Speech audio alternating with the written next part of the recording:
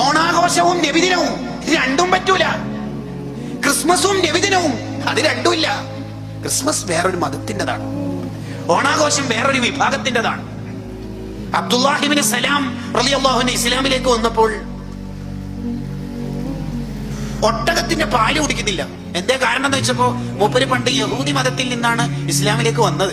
യഹൂദി മതത്തിൽ ഒട്ടകത്തിന്റെ പാല് കുടിക്കരുതായിരുന്നു, അതുകൊണ്ട് ഇപ്പോഴും കുടിക്കണില്ല. അപ്പോഴാണ് ഖുർആന്റെ ആയത്തിറങ്ങിയത്, അലോ ഉദ്ഖുലൂ ബിസ്സിൽമി കാഫ, ഇസ്ലാമിലേക്ക് പ്രവേശിക്കുന്നുണ്ടെങ്കിൽ ഫുള്ള് കയറിക്കൊള്ളണം.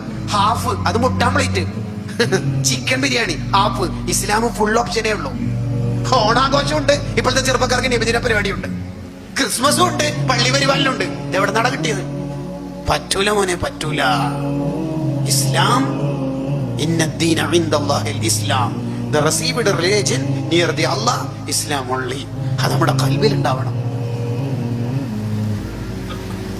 അപ്പൊ നമ്മുടെ സ്നേഹം അത് അള്ളാഹ്ക്ക് വേണ്ടി മാത്രമായിരിക്കണം.